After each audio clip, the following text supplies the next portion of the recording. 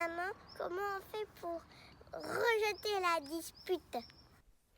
En réalité, sa vraie manière de poser la question était « Comment arriver à ne pas me faire gronder, maman ?» qui revient donc pour nous à « Comment éviter la dispute ?» ou voire « Comment éviter le conflit ?» Je suis Marie, facilitatrice de croissance pour éveiller votre conscience, développer votre confiance et devenir extraordinaire sur tous les domaines de votre vie. Je vous invite, si ce n'est pas déjà fait, à vous abonner à ma chaîne YouTube pour recevoir une nouvelle vidéo chaque jour et à retrouver tous les liens utiles dans la description ci-dessous.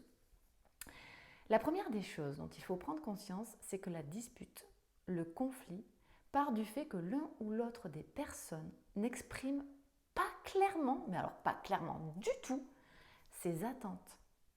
Et oui, c'est simple, mais pour autant, cela n'évite pas que la majorité des gens se disputent. Et alors là, tenez-vous bien, en moyenne, 50 fois par an, soit plus d'une fois par semaine. Moi, je trouve ce chiffre juste énorme. Quand le conflit éclate, demandez-vous sincèrement si cela ne naît pas d'un malentendu sur les besoins et les intentions de l'autre. Je vous donne un exemple. Votre responsable ou, je ne sais pas moi, votre patron, ou peu importe une personne de votre société, vous dit « Tu n'as pas encore fini ce que je t'ai demandé ?» La première réaction serait de s'énerver, de se braquer. Mais plutôt que de faire ça, cherchez à comprendre les attentes de l'autre et évitez le trop plein d'émotions. Et demandez-lui, es-tu inquiet que je ne le fasse pas à temps? Vous verrez, franchement, une simple question permet de demander confirmation à l'autre et d'évincer surtout les doutes sur la signification d'une phrase que l'on pourrait nous-mêmes interpréter.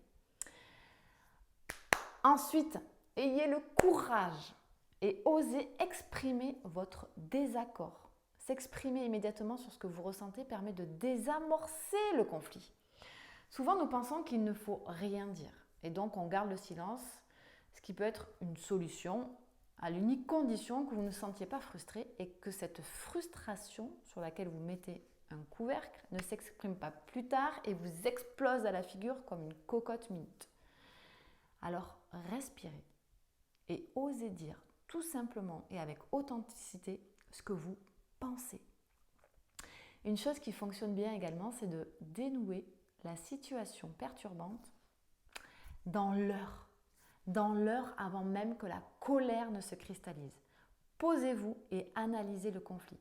Par exemple, demandez-vous si ce qui a été évoqué porte sur des faits ou sur des traits de personnalité, ce qui est un peu plus délicat, ou voire même sur des valeurs, ce qui peut être plus difficile à résoudre. Plus le conflit est grave, en fonction de l'échelle que je viens de vous donner, plus ça va vous demander de l'effort pour le résoudre.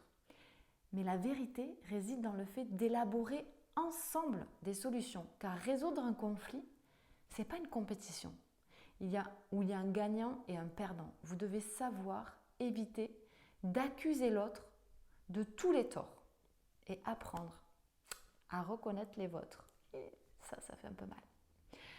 Alors, ferez-vous partie de ces personnes qui se disputent 53 fois par an ou avez-vous la ferme intention de réduire ce chiffre? Je vous souhaite tout le meilleur dans ce nouveau challenge.